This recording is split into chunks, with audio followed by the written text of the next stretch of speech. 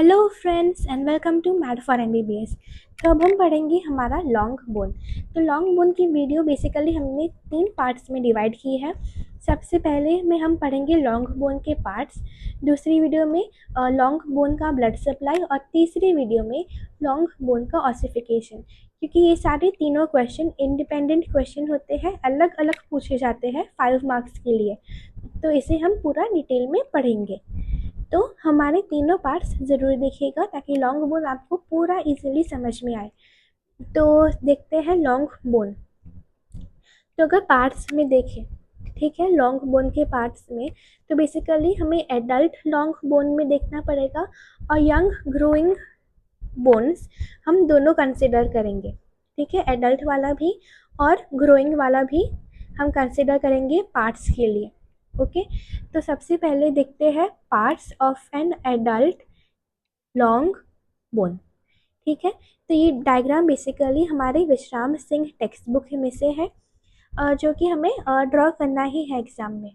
तो देखिए, इसके हिसाब से हमारे एडल्ट लॉन्ग बोन के पास एक शाफ्ट है और 2 एंड्स है। ठीक है, एक लंबी सी बीच में शाफ्ट है और 2 एंड्स है।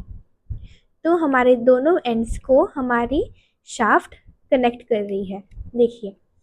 ठीक है, तो हम शाफ्ट डिटेल में देखेंगे, फिर हम 2 एंड्स जो है वो डिटेल में देखेंगे, फिर हमारा अडल्ट लॉन्ग बोन कंप्लीट हो जाएगा। तो देखिए, शाफ्ट में देखिए ये अपना शाफ्ट है, वो अपनी फ्रॉम विदाउट इनवर्ड्स, मतलब हम बाहर से अंदर जाए। ठीक है, तो हमारे शाफ्ट बेसिकली उसकी कवरिंग है, देखिए। तो फ्रॉम लाइक बाहर से अंदर जाए तो सबसे बाहर है हमारा पेरियोस्टियम, ये ग्रीन वाला जो है अपना पेरियोस्टियम है। फिर अपना है कॉर्टेक्स, देखिए ये लाइन लाइन वाला जो है वो अपना कॉर्टेक्स है और बीच में ये पूरा अपना मेड्यूला है। ओके, तो ये अपना शाफ्ट की कवरिंग्स है। ओके, तो पेरियोस्टियम हो गया, कॉर्टेक्स और मेड्यूलरी कैविटी, ये तीनों हमने देखा। अब इन तीनों को हम और डिटेल में पढ़ेंगे। देखिए, सबसे पहले हम पेरियोस्टियम लेंगे और इसे पढ़ेंगे डिटेल में। ठीक है, तो पेरियोस्टियम बेसिकली जो अपना ये ग्रीन वाली लेयर है, ओके, यहाँ पे दिखाया नहीं गया ज़्यादा, पर उसके पास भी 2 लेयर्स होती है। देखिए, एक आउटर लेयर, दूसरी इनर लेयर। देखिए, ड्रॉ करते हैं इसको। तो अपना पेरियोस्टियम के पास सबसे बाहर है फाइब्रियस लेयर। ठीक है, तो ये अपनी फाइब्रियस लेयर आ गई जो कि है आउटर लेयर। ओके, तो फिर ये आउटर लेयर होगी, फिर इनर लेयर बेसिकली कैसी है, सेल्यूलर है। ओके, तो इनर लेयर बेसिकली अपने बहुत सारे सेल्स से बनी है, देखिए। तो ऐसे बहुत सारे सेल्स से बनी है अपनी इनर लेयर। ओके, तो यही सेल्स, ओके, यही सेल्स डिवाइड होंगे और आगे जाके और बड़ी लेयर बनाएंगे। ठीक है, और लेयर बनती जाएगी। तो ये हमने देखा कि 2 लेयर्स है, एक तो ऊपर वाली है येलो वाली फाइब्रियस लेयर हमारी, और दूसरी है इनर सेल्यूलर लेयर जो ऑस्टियोजेनिक होती है नेचर में, मतलब यहाँ पे सेल्स का मल्टीप्लिकेशन आराम से हो सकता है। तो ये हमने देखा। फिर यहाँ पे बताया गया है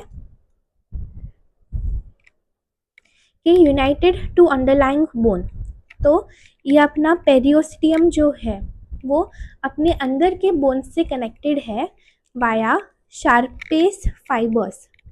United to underlying bone via Sharpey's fibres. तो देखिए, ये पूरा जो है अपना यूनिट, अपना ये पेरियोस्टियम है, वो ऐसे शार्पेस फाइबर्स से हमारे मेन वाले बोन से कनेक्टेड है। ठीक है, तो ये अपना क्या है, शार्पेस फाइबर्स, ये ग्रीन वाला क्या है, शार्पेस फाइबर। ठीक है, तो ये अपना लाइक पेरियोस्टियम का डायग्राम हो गया, देखिए थोड़ा सा। तो ये हमने पूरा देखा। फिर यहाँ पे वापस देखते हैं डायग्राम अपना मॉडल। फिर यहाँ पे बेसिकली पेरियोस्टियम में ब्लड सप्लाई भी होता है और रिच नर्व सप्लाई भी है। ओके, तो ये अपनी पेरियोस्टियल आर्टरी है और नर्व सप्लाईज भी बहुत सारी होती है अपनी पेरियोस्टियम के लिए। तो ये बेसिकली अपना इम्पॉर्टेंट क्लिनिकल फीचर है कि उसके पास बहुत अच्छी नर्व सप्लाई है, वो हम क्लिनिकल में बाद में देखेंगे। और फिर बताया गया है कि at articular margin it is continuous with the capsule of joint. देखिए, इसको जूम आउट करते हैं तो ये जो अपनी ग्रीन कलर की लेयर है, सपोज अगर हम उससे ऊपर ट्रेस करें, देखिए अगर सपोज ये ह्यूमरस है और यहाँ पे वो शोल्डर जॉइंट बना रहा है बराबर, तो ये थोड़ा अपना कैप्सुलर एरिया आ जाएगा। तो देखिए ये अपना पेरियोस्टियम ऊपर जा रहा है और देखिए कैसे अपना पूरा कैप्सूल जो होगा, सपोज ह्यूमरस है तो वो पूरा अपना शोल्डर जॉइंट का कैप्सूल होगा ना, तो वहाँ तक अपना ये पेरियोस्टियम खींचते खींचते ऊपर तक पहुँच जाएगा, पूरा अपना कैप्सूल एनक्लोज करेगा शोल्डर जॉइंट के केस में। सपोज अगर ये शोल्डर जॉइंट हो तो पेरियोस्टियम बेसिकली ऊपर जाएगा और कैप्सूल कवर करेगा अपने जॉइंट के कैप्सूल को आर्टिकुलेशन के वक्त। तो ये यहाँ पे बताया गया है। अब आगे देखते हैं, बात करते हैं अब कॉर्टेक्स की। देखिए, तो कॉर्टेक्स बेसिकली कॉम्पैक्ट बोन है, कॉम्पैक्ट बोन है। देखिए ये अपना कॉर्टेक्स है, देखिए ये लाइन लाइन वाला अपना कॉर्टेक्स है। तो वो बेसिकली स्ट्रेंथ प्रोवाइड करता है और मैकेनिकल स्ट्रेंस जो होता है, प्रेशर हो गया, खिंचाव हो गई, तो वो ये बहुत रफ एंड टफ लेयर है अपनी हड्डी की। ओके, कॉम्पैक्ट बोन एकदम रफ एंड टफ लेयर है अपनी हड्डी की। ओके, तो वो बेसिकली अपने हड्डी को स्ट्रेंथ प्रोवाइड करती है। तो फिर आता है बीच का अपना मेड्यूलरी कैविटी। ठीक है, तो मेड्यूलरी कैविटी जो है वहाँ पे बेसिकली मेडुला है बराबर, मेड्यूलरी कैविटी। तो हमें यहाँ से ध्यान में आएगा कि हमारा बोन मैरो यहाँ पे होता है। ओके, बोन मैरो, तो एक तो वो येलो बोन मैरो हो सकता है या अपना बोन मैरो हो सकता है रेड। ठीक है, तो अगर like red marrow basically birth के टाइम प्रेजेंट होता है, ठीक है, बच्चों में एकदम न्यूनेटल्स जो होते हैं उनमें प्रेजेंट होता है। और येलो मैरो वो प्रेजेंट होता है बड़ों में, लाइक एज एज एडवांसेस। तो येलो मैरो के येलो से हमें पता चलेगा कि वहाँ पे फैट डिपोजिशन हो रहा है। ओके, इसलिए वो येलो बन जाता है। तो फिर देखते हैं रेड मैरो, लाइक अगर बड़ों में रेड मैरो दिखे तो वो कहाँ पे होता है, at cancellous ends of long bones. तो हमने लाइक स्पॉन्जी बोन तो देखा ही है बराबर, स्पॉन्जी बोन कैंसिलियस बोन एक ही हुआ। तो देखिए at ends of long bone, ये अपना लॉन्ग बोन है बराबर, तो उसकी ये जो एंड है एपीफाइसिस है। ओके, तो वहाँ पे अपना स्पॉन्जी बोन यानी कि कैंसिलियस बोन प्रेजेंट होता है। और यही कैंसिलियस या स्पॉन्जी बोन में देखिए ये पूरा जो एरिया है वहाँ पे अपना रेड मैरो होता है, अपने स्पॉन्जी बोन के एरिया में, कैंसिलियस बोन के एरिया में रेड बोन मैरो होता है बड़ों में। और फिर थ्रू आउट लाइफ ये अपना red marrow through out life present होता है, किन किन केसों में, स्टर्नम में, रिब्स में और एक्सेट्रा। और ये दो इम्पॉर्टेंट है, स्टर्नम और रिब्स, जो अपना स्टर्नम है और फिर रिब्स हैं तो उनमें प्रेजेंट होता है थ्रू आउट लाइफ। फिर देखते हैं दो एंड्स, लाइक हमने अभी सबसे पहले क्या देखा, शाफ्ट देखा हमने, उसकी 3 लेयर्स के बारे में इन डिटेल में बात की। तो दो एंड्स देखते हैं। तो दो एंड्स बेसिकली हमारे कैंसिलियस बोन है, जैसे मैंने बताया था स्पॉन्जी बोन से बने हैं एकदम अच्छे से, and is covered by hyaline cartilage. देखिए ये अपना ये ब्लू से दिख रहा है वही अपना है हाइयलिन आर्टिकुलर कार्टिलेज। वो कार्टिलेज क्यों दिया है, ताकि वो जॉइंट के लिए एक अच्छा सा मेम्ब्रेन लाइक मूवमेंट दे सके अपना कार्टिलेज। ओके, ताकि अपना जॉइंट जो है वो स्मूथली अपना काम कर सके, ग्लाइड हो सके। ठीक है, तो ये स्मूथनेस ऑफ जॉइंट के लिए दो हड्डी आपस में अच्छे से रह सके जॉइंट में, इसलिए अपना कार्टिलेज दिया है हाइयलिन आर्टिकुलर कार्टिलेज।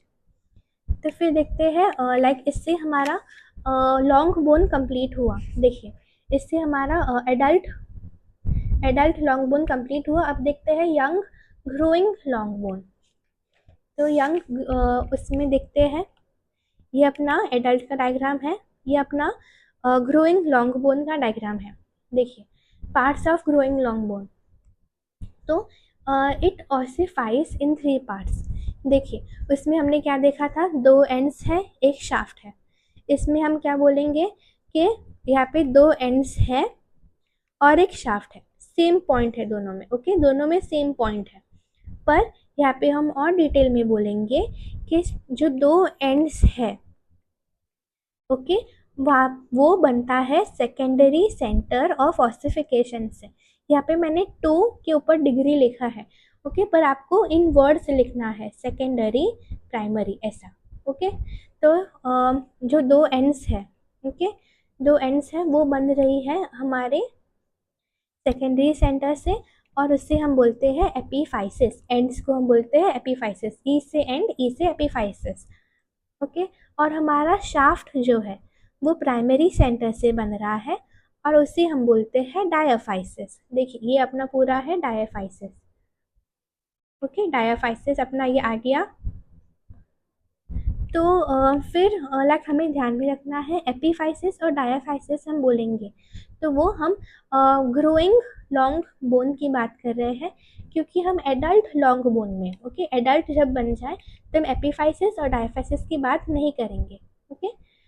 तो वो एपीफाइसिस डायाफाइसिस सिर्फ ग्रोइंग लॉन्ग बोन्स में ही होते हैं। तो देखिए फिर हम देखेंगे लाइक हमारे 2 एंड्स पे है एपीफाइसिस, तो फिर उन 2 एंड्स को कनेक्ट कर रहा है हमारा डायाफाइसिस, ओके। और डायाफाइसिस भी, देखिए डायाफाइसिस और एपीफाइसिस इन दोनों के बीच में हमें यहाँ पे और 2 चीज़ें दिख रही है, एक ब्लू वाली और एक ऐसे ऐसे क्रॉस वाली, ठीक है। इससे जूम इन करते हैं।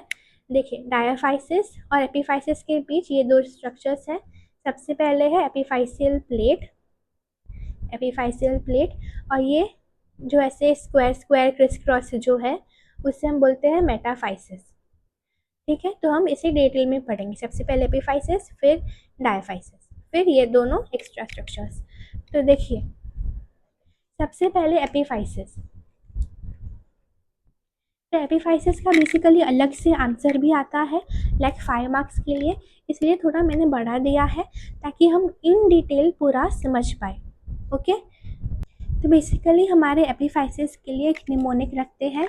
तो निमोनिक कैसी है हमारी, देखिए P T A A, PT जो हमारा लाइक फिजिकल ट्रेनिंग एजुकेशन वो सब होता है वो पीटी, और ए, ओके। तो ये हमारा निमोनिक है। तो पी से आया प्रेशर, टी से आया ट्रैक्शन, ए से आया अटाविस्टिक और एक ए से आया एबिरेंट, ओके। तो हम इसे देखेंगे। तो देखिए सबसे पहले हमारे ये डायग्राम है, विश्राम सिंह का ही है ये भी, तो हम इसे डिटेल में देखेंगे। तो प्रेशर एपीफाइसिस देखिए ये अपना फीमर का बोन है। ये देखिए सबसे बेस्ट डायग्राम देखिए ना, तो विश्राम सिंह से सबसे बेस्ट डायग्राम मिलेगा ताकि आपको एकदम इजीली समझ में आए। देखिए ये अपना प्रेशर, ये अपना फीमर का बोन है बराबर। तो फीमर के बोन में हमें 2 एग्जाम्पल्स देखने को मिलेंगे आराम से। तो देखिए सबसे पहला एग्जाम्पल है हमारा प्रेशर एपीफाइसिस, ओके। तो ये अपना जो फीमर है, हड्डी है बराबर, हमारा थाई बोन जो है, ओके। तो वहाँ पे बेसिकली हमें प्रेशर एपीफाइसिस देखने को मिलता है फीमर के हेड पे, ये अपना हेड ऑफ फीमर है, ओके, ये अपना पूरा हेड है फीमर का, तो वो प्रेशर एपीफाइसिस में आता है, ओके। तो वो बेसिकली आर्टिकुलर है, आर्टिकुलर मतलब प्रेशर एपीफाइसिस जो भी बनाएगा वो हमेशा आर्टिकुलर रहेगा। आर्टिकुलर मतलब वो किसी और हड्डी के साथ आएगा और वो जॉइंट बनाएगा, ओके, इसलिए वो आर्टिकुलर हो गया, ठीक है। फिर ट्रांसमिट्स वेट, ओके। तो बेसिकली अगर हम वेट लाइक जॉइंट है तो वो वेट ट्रांसमिट करेगा ही। लाइक सपोज अगर जॉइंट नहीं होता, ऐसी सीधी सीधी हड्डियाँ ही होती, तो वो वेट ट्रांसमिट नहीं कर पाती, वो टूट ही जाती वजन उठाते ही। इसलिए जॉइंट दिया ही इसलिए है ताकि वेट इजीली ट्रांसमिट हो पाए, ओके। और यहाँ पे बताया गया है कि वज़न की वजह से ही, ओके, वेट की वजह से ही, प्रेशर की वजह से ही यहाँ पे प्रेशर एपीफाइसिस बन गया है, ओके। क्योंकि ये बहुत काम करता है, इसलिए ये इसको प्रेशर एपिफाइसिस बना दिया। बहुत भार है इस पे, इसलिए there is a lot of pressure on it, इसलिए प्रेशर एपिफाइसिस। एग्जाम्पल क्या है, फीमर। लाइक ऑब्वियसली हमारे पैरों पे ज़्यादा, पूरे बॉडी का बोझ अगर हम बात करें तो वो हमारे पैरों पे होता है, बराबर। तो थाई बोन जो एकदम बड़ी सी, आप देखोगे ना थाई बोन, इतनी बड़ी सी झाड़ी सी फीमर होती है हमारी, एकदम एकदम बड़ी, एकदम झाड़ी सी बोन होती है। तब आपको पता चलेगा कि कितना वेट और कितनी मजबूती प्रोवाइड करती है। तो फिर लाइक उसका एग्जाम्पल कहाँ पे है, at the head of femur and at the lower end of radius. ठीक है, तो यहाँ पे दोनों जगह पे हमें देखने को मिलता है। अपर लिम्ब में जो हमारा रेडियस जो बोन है, ओके, रेडियस बोन है, तो उसके लोअर एंड पे। तो फिर ट्रैक्शन एपिफाइसिस है, ओके। तो ट्रैक्शन एपिफाइसिस में भी लाइक फीमर ही एग्जांपल आता है। तो देखिए ट्रैक्शन एपिफाइसिस नॉन आर्टिकुलर है, मतलब जॉइंट बनाने को हेल्प नहीं करेगी, वो जॉइंट नहीं बनाएगी तो ट्रांसमिट लाइक वेट भी ट्रांसमिट नहीं करेगी। और देखिए यहाँ पे बेसिकली मसल्स और टेंडन के अटैचमेंट होते हैं। तो यहाँ पे बताया गया है कि ये ट्रैक्शन, देखिए ये ग्रेटर ट्रोकेंटर है, ये लेसर ट्रोकेंटर है फीमर का। लाइक पार्ट्स हैं जो आपको याद रखने हैं, फीमर के ग्रेटर ट्रोकेंटर और ये लेसर ट्रोकेंटर। ये बड़ा है इसलिए ग्रेटर, ये छोटा है इसलिए लेसर। तो ट्रोकेंटर्स और फीमर है, तो वो आपको ध्यान में रखने हैं। और ट्यूबरकल्स ऑफ ह्यूमरस, अगर आपने अपर लिम्ब में ह्यूमरस देखा होगा तो आपको ऐसे थोड़े greater and lesser tubercles of humerus देखने को मिलेगा। ऐसे सिमिलर स्ट्रक्चर थोड़े लोअर लिम्ब में भी होते हैं, तो वो ट्रैक्शन एपिफाइसिस के एग्जाम्पल है। तो बेसिकली ये क्यों फॉर्म हुआ, क्योंकि मसल जो है, ओके, वो ऐसे कुछ कुछ अटैच होंगे, बराबर। तो खींचतान में तो अपनी मसल ने ही, अपने टेंडन ने ही ऐसे बोन को खींचा और मसल पुल के वजह से अपना बन गया ट्रैक्शन एपिफाइसिस। तो आप देखोगे तो अपनी हड्डी नॉर्मली ऐसी होती थी, बराबर। तो ऐसे जो उभराव आ गया है वो क्यों आया है, अपने मसल पुल की वजह से हड्डी में उभराव आया है। तो फिर देखते हैं अटाविस्टिक एपिफाइसिस। तो अटाविस्टिक एपिफाइसिस फाइलोजेनेटिकली अगर देखने जाए, इवोल्यूशन में अगर हम देखने जाए, तो वो बेसिकली एक इंडिपेंडेंट बोन होती है। पर इवोल्यूशन में आते आते आते आते मैन में, ह्यूमंस में, वो किसी और हड्डी के साथ फ्यूज हो गई है, okay, fuse to another bone. तो ये इंपॉर्टेंट है from the evolution point of view, atavistic. तो देखिए नाम ही अजीब है इसका, इसलिए हम इसको इवोल्यूशन से रिलेट कर देंगे। तो एग्जाम्पल बेसिकली क्या है इसका, अपना coracoid process of scapula lateral tubercle of talus. देखिए यहाँ पे ही अपना डायग्राम दिया है। तो अपना स्कैपुला जो बोन है, लाइक स्कैपुला हमारा ऑलरेडी अपलोड हो गया है यूट्यूब पे, आप उससे भी देख सकते हैं। तो अपना स्कैपुला जो है, तो अपनी स्कैपुला में जो कोराकॉइड प्रोसेस है, देखिए ये पूरा अपना कोराकॉइड प्रोसेस है। तो वो अपना एग्जाम्पल में आता है अटाविस्टिक एपिफाइसिस में। और फिर अपना ये हमने देखा अटाविस्टिक में कोराकॉइड प्रोसेस ऑफ स्कैपुला। और अपना है टैलिस। देखिए ये अपना टैलिस बोन है जो कि अपने लाइक लोअर लिम्ब में होता है, ओके। तो पोस्टीरियर ट्यूबरकल ऑफ टैलिस, तो यहाँ पे जो पोस्टीरियर ट्यूबरकल ऑफ टैलिस है, तो वहाँ पे हमें लाइक टैलिस बेसिकली अपना एंकल जॉइंट बनाने में हेल्प करता है, ओके। नीचे लाइक अपना यहाँ पे सपोज ये लेग है, तो अपना यहाँ पे थोड़ा होता है टैलिस अपना, ओके। तो वो बेसिकली उसका भी ऑस ट्राइगोनम जो होता है वो हमें हेल्प कर रहा है, ओके, लैटरल ट्यूबरकल ऑफ टैलिस। तो ये हमने देखा, यह सबसे पहले कोराकॉइड प्रोसेस CT, ऐसे आप याद रख सकते हैं अटाविस्टिक के लिए, ठीक है। फिर आता है हमारा एबिरेंट एपिफाइसिस। देखिए एबिरेंट एपिफाइसिस, तो ये ज़्यादातर नहीं होता, not always present. Like example के रूप में हम याद रखेंगे कुछ। तो देखिए इसके लिए भी आप एक डायग्राम है एबिरेंट एपिफाइसिस। तो एग्जाम्पल है, तो एक तो वो होता है epiphysis of head of first metacarpal. तो देखिए मेटाकार्पल, बराबर। तो ये सपोज हमारे हाथ है, बराबर। तो एपिफाइसिस ऑफ फर्स्ट मेटाकार्पल, तो यहाँ पे जो फर्स्ट मेटाकार्पल होते हैं, तो उसका भी बेसिकली हेड, ओके, हेड पे होता है ये एबिरेंट एपिफाइसिस। बाकी ये ऊपर की तरफ होता है फर्स्ट मेटाकार्पल में। बाकी मेटाकार्पल्स में हम देखने जाए तो वो नीचे की तरफ होता है, और यहाँ पे ऊपर की तरफ है। तो ये एबिरेंट एपिफाइसिस का एग्जाम्पल है, नॉट ऑलवेज प्रेजेंट। एग्जाम्पल है epiphysis of head of first metacarpal, okay, and base of, ये देखिए हेड हेड की पोजीशन पे है, and base of other metacarpals. तो ये हमने देखा। तो इसको ही वापस से एपिफाइसिस को एक बार रिव्यू कर लेते हैं। लाइक बहुत इंपॉर्टेंट आंसर है एपिफाइसिस, अच्छे से पढ़िएगा, ये नोट सफिशिएंट रहेंगे। तो देखिए, तो सबसे पहले प्रेशर के लिए क्या आएगा, head of femur, lower end of radius, okay.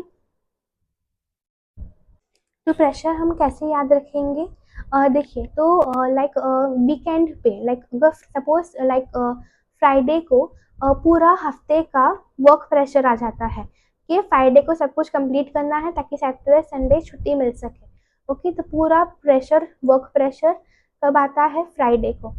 तो एफ से आया अपना फीमर, आर से आया रेडियस, ओके। तो ये प्रेशर एपिफाइसिस के लिए निमोनिक हो गई। फिर ट्रैक्शन कैसे पढ़ेंगे, देखिए, ट्रैक्शन टी से है, टी से शुरू हो रहा है। तो यहाँ पे trochanters and tubercles, trochanters of femur, tubercles of humerus, ऐसे हमें ध्यान में रखना है।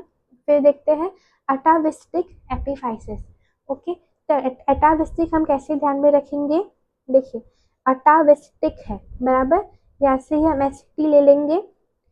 तो यहाँ पे हमें क्या पता चला, एस और टी। एस से हमारा आया स्कैपुला में जो कोराकॉर्ड प्रोसेस है वो, और फिर टी से हमें पता चला कि टैलेस है। तो टैलेस में हम क्या कंसिडर करेंगे, लैटरल ट्यूबरकल, देखिए। तो ये हमें पता चला। फिर देखते हैं एबिरेंट epiphysis.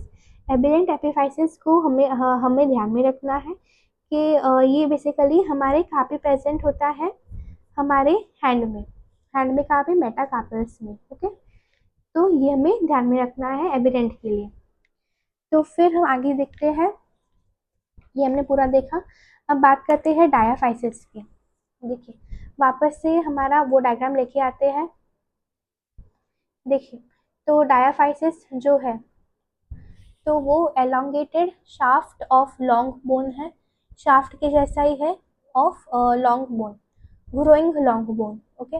ऑसिफाइज from the primary centre, like words में लिखेगा ये प्राइमरी। फिर मेटाफाइसिस देखते हैं, ये जो ऐसे ऐसे लाइन्स लाइन्स हैं वो अपना मेटाफाइसिस है, ओके। तो लाइक डेफिनेशन है उसका, देखिए डेफिनेशन भी है उसका, it is epiphyseal ends of diaphysis. तो अपना डायाफाइसिस का जो एंड होता है, ओके, डायाफाइसिस का वो छोर बोलते, लाइक कोना बोलते हैं, तो वो अपना डायाफाइसिस का कोना है अपना ये metaphysis, okay. Two ends of diaphysis are metaphysis, okay. Epiphyseal ends of diaphysis, basically इसका इंपॉर्टेंस क्या है, देखिए ऐसे हम ऐसे लाइन्स लाइन्स क्यों ड्रॉ किए हैं, ड्रॉ किया है क्योंकि it is zone of active growth. तो डायाफाइसिस बेसिकली हमारे लाइक लेंथ के लिए रिस्पॉन्सिबल है, बोन की लेंथ के लिए बराबर। तो अगर हमें बोन की लेंथ और बढ़ानी है, ओके, तो यहाँ पे एंड्स पे हमारा मेटाफाइसिस होगा ताकि हम बोन की लेंथ को और बढ़ा पाए, ओके। ऑब्वियसली एंड्स पे होगा, बीच में तो रखेंगे नहीं, ठीक है। एंड्स पे रखेंगे ताकि बोन ऐसे बढ़ पाए और ऐसे ही बढ़ पाए, ऊपर नीचे दोनों साइड से बढ़ पाए, इसलिए मेटाफाइसिस दोनों एंड्स पे दिया है, ओके। तो it is zone of active growth, metaphysis है बराबर। तो यहाँ पे हम ब्लड सप्लाई भी करेंगे, ऑब्वियसली ग्रोइंग एंड्स को हम लाइक ब्लड सप्लाई करेंगे ही, वरना नेक्रोसिस या लाइक खराब हो जाएगा बोन, अपना डेथ हो जाएगा। तो मेटाफाइसिस के लिए इम्पोर्टेंट है ब्लड सप्लाई, लिखिएगा ही, ये पॉइंट आना ही चाहिए। देखिए, मेटाफाइसिस के लिए ब्लड सप्लाई में बेसिकली क्या है, एंड आर्टरीज है। एंड आर्टरीज मतलब आगे वो किसी और के साथ एनास्टोमोसिस नहीं कर रहा, फॉर द लाइक इसमें for the point of time किसी के साथ नहीं कर रहा, एंड आर्टरीज है और किसी के साथ वो कनेक्ट नहीं हो रहा, ओके, एनास्टोमोस नहीं कर रहा वो। हेयर पिन बैंड, तो यहाँ पे बेसिकली हेयर पिन बैंड अपनी लाइक लड़कियों की पिन कैसी होती है, ऐसी थोड़ी हेयर पिन जैसी होती है, ओके, तो वहाँ पे हेयरपिन बैंड लाइक शेप होता है उसकी ब्लड सप्लाई का, तो वो बिफोर फ्यूजन और बिफोर एपिफाइशियल फ्यूजन में, ओके, एपिफाइसिस से फ्यूजन के पहले एंड आर्टरीज जो कि हेयरपिन शेप होती है वो इसको सप्लाई करती है, जब तक फ्यूजन ना हो डायफिसिस और एपिफाइसिस का तब तक हेयरपिन बैंड सप्लाई करेगी। तो वो बेसिकली हमारे चिल्ड्रन में देखने को मिलता है, बराबर, ग्रोइंग लॉन्ग बोन है तो चिल्ड्रन में ही दिखेगा। तो फिर यहाँ पे ये हेयरपिन बैंड जो होती है it is the cause of infection, ठीक है, बेसिकली एंड आर्टरीज है, बराबर। तो कोई भी कचरा आ जाएगा, सपोज आ गया, तो वो और कहीं आगे जा नहीं पाएगा, एंड आर्टरी से मतलब रास्ता खत्म, लास्ट स्टेशन है, रास्ता खत्म है, तो जो भी कचरा होगा वो यहाँ पे ही लॉज हो जाएगा, इन्फेक्शन करेगा, ऑस्टियोमाइलिटिस करेगा बच्चों में, तो चिल्ड्रन में कॉमन है। तो यही प्रॉब्लम बेसिकली एडल्ट्स में देखने को नहीं मिलती। क्यों? क्योंकि एडल्ट्स में अपना डायफिसिस लाइक मेटाफाइसिस जो होता है, सपोज उसने सोचा कि चलो ग्रोथ कंप्लीट हो गई, ठीक है, तो मेटाफिसिस अपना नॉर्मल डायफिसिस हो जाएगा और डायफिसिस फिर अपना एपिफाइसिस के साथ फ्यूज हो जाएगा। Okay, after fusion vascular communication between, फिर ये फ्यूज हो गया तो उन दोनों की आर्टरीज, मेटाफाइसिस से डायफिसिस हो गई, तो उन दोनों की आर्टरीज एपिफाइसियल मेटाफाइसियल वो लाइक आपस में कम्युनिकेट कर लेगी और ऑस्टियोमाइलिटिस के चांसेस नहीं होंगे। कम्युनिकेट कर ले मतलब end, it is no longer end arteries. Okay, तो ये हमने देखा, तो ये हमने मेटाफाइसिस पूरा देख लिया, समझ लिया। अब देखते हैं एपिफाइसियल प्लेट ऑफ कार्टिलेज।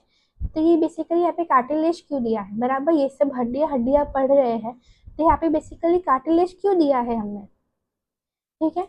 तो अगर हम याद करें बराबर, तो अपना लॉन्ग बोन है उसका लाइक सबसे पहले उसके लिए कार्टिलेज आएगा, फिर उसमें से हमें हड्डी बनानी है। ओके, तो कुछ कार्टिलेज बच जाता है जो कि हमें यहाँ पे देखने को मिलता है दोनों एंड्स पे, एक साइड नहीं दोनों साइड पे, एक ऊपर की तरफ एक नीचे की तरफ। Okay, and it separates epiphysis from diaphysis. देखिए, एपिफाइसिस और डायाफाइसिस को सेपरेट करेगा एंड प्रोलिफरेशन ऑफ सेल्स होंगे ताकि ग्रोथ ऑफ लॉन्ग बोन हो पाए। ओके, तो यहाँ पे बेसिकली सेल्स प्रोलिफरेट करेंगे, तो यहाँ पे बेसिकली सेल्स प्रोलिफरेट करेंगे एपिफाइसिस में कार्टिलेज के, तो ताकि उसी कार्टिलेज कार्टिलेज बढ़ता जाए बढ़ता जाए बढ़ता जाए और उसमें फिर हड्डियाँ लाइक बोन सेल्स फॉर्म होते जाए और फिर हम बोन की लेंथ इंक्रीज कर पाए। तो यहाँ पे भी वापस ब्लड सप्लाई आएगा, एपिफाइसियल या मेटाफाइसियल आते हैं। देखिए, यहाँ पे सबसे नजदीक कौन है, जिसका खुद का नहीं है कुछ आर्टरी सप्लाई, एपिफाइसियल आर्टरी आएगी उसको दे देगी, फिर यहाँ पे ये मेटाफाइसिस है, मेटाफाइसियल आर्टरी आएगी इसको दे देगी, खुद का इसका नहीं है, इन दोनों से मांग के ले रहा है ये एपिफाइसियल प्लेट। ओके, ये देखा हमने। फिर आफ्टर एपिफाइसियल फ्यूजन, तो ये इन दोनों को हटा दिया, एपिफाइसिस डायफाइसिस मिल जाएंगे, लाइक हड्डियाँ ही बन गई ना, ये बेसिक ऑसिफिकेशन हो जाएगा बाद में, तो no more growth of long bone takes place. ये दोनों फ्यूज हो गया, मतलब अगर सपोज कार्टिलेज ही निकल जाएगा और ये मेटाफाइसिस जोन ही नहीं रहेगा तो लाइक ऑब्वियसली कि न्यू सेल्स, कार्टिलेज नहीं आएगा तो new bone cells, new bone formation नहीं होगा। ओके, तो बेसिकली जब ये फ्यूजन होगा तो यहाँ पे एक स्कार रह जाएगा, उसे हम बाद में देखेंगे। देखिए, इसे हम एपिफाइसियल स्कार भी बोलते हैं। लाइक हर आंसर के लिए, कोई भी आंसर हो, जेंडर एनाटॉमी हो, कोई भी आंसर है, एनाटॉमी के लिए अप्लाइड एनाटॉमी तो लिखना ही है। तो देखिए, सबसे पहले आता है बोन मैरो एस्पिरेशन। तो लाइक हमने देखा था कि बीच में बोन मैरो, ये हम बेसिकली एडल्ट और चिल्ड्रन दोनों में देखेंगे। ठीक है, तो बीच का हमें सपोज देखना है कि WBC RBC अगर सपोज ब्लड में इन्वेस्टिगेशंस में बढ़ गए हैं तो क्यों बढ़े हैं बेसिकली, तो उसके लिए भी हम और रिपोर्ट्स निकालेंगे। ठीक है, उसमें से एक रिपोर्ट है हमारा बोन मैरो एस्पिरेशन, कि बोन मैरो जो सेल्स बना रहा है हमारा, ओके, वो RBC और WBC ज़्यादा तो नहीं बना रहा, उसमें तो कहीं गड़बड़ नहीं है। तो एडल्ट ने बेसिकली जैसे मैंने बोला था, लाइक इमेजिन कीजिए कि हम छाती में से ऐसे ले रहे हैं, देखिए, ठीक है, छाती में बेसिकली अपना क्या होता है, बीच का अपना मेन्यूब्रियम होता है, बीच की हड्डी मेन्यूब्रियम, और फिर मैन्यूब्रियम ऑफ स्टर्नी छाती में से लिया हमने, या फिर हमने पीछे लंबर वर्टिब्रा से लिया। ठीक है, तो ये आप मैन्यूब्रियम से ध्यान में रखिएगा। चिल्ड्रन बेसिकली हम लाइक इमेजिन कीजिए लाइक निमोनिक है कि हम छाती में से नहीं ले पाएंगे क्योंकि बच्चे डर जाएंगे, ऐसे निमोनिक ही याद रखिए। तो हम लेंगे कहाँ से, इलियक क्रेस्ट से, हिप बोन में बेसिकली इलियक क्रेस्ट जो होता है वहाँ से हम लेंगे। तो फिर लाइक ये हमने देखा बोन मैरो का। दूसरा पॉइंट है पेरियोस्टियम। जो पेरियोस्टियम मैंने बताया था कि उसका रिच नर्व सप्लाई है, वो ध्यान में रखिएगा। तो वो क्यों इम्पोर्टेंट है, लाइक नर्व सप्लाई ज़्यादा है तो बराबर अगर नर्व्स बहुत सारी रहेगी तो पेन स्टिमुलस से बहुत सारा होगा। ठीक है, तो वो उतना ही पेन लेके जाएगी, उतना ही पेन कैरी करके लेके जाएगी। तो it is very sensitive to pain. इसलिए अगर सपोज बोन में खड्डा करना है सर्जरी के लिए या कुछ भी करने के लिए तो एनेस्थीसिया देना बहुत ज़रूरी है, वरना पेशेंट को बहुत पेन महसूस होगा और he can go into psychogenic shock as well. तो वो भी डिपेंड करता है पेशेंट की कंडीशन पे। तो it is important, periosteum important होता है फॉर फ्रैक्चर रिपेयरिंग, क्योंकि उसके पास जो दो लेयर्स होती है बराबर। तो दूसरी लेयर कौन सी थी हमारी, ऑस्टियोजेनिक लेयर थी जो लाइक बोन सेल्स बना रही थी, तो ऑब्वियसली वो फ्रैक्चर रिपेयरिंग में हेल्प करेगा। तो ये वीडियो लाइक अपने फ्रेंड्स के साथ भी ज़रूर शेयर कीजिएगा ताकि उनको भी 3D एनाटॉमी एग्ज़ाम नोट्स और एकदम अच्छे अच्छे नोट्स से बहुत हेल्प हो पाए। तो मिलते हैं नेक्स्ट वीडियो में, तब तक के लिए अपने फ्रेंड्स के साथ ज़रूर शेयर कीजिएगा। और हाँ, वीडियो को लाइक और चैनल को सब्सक्राइब ज़रूर कीजिएगा। Thank you for watching mad for MBBS।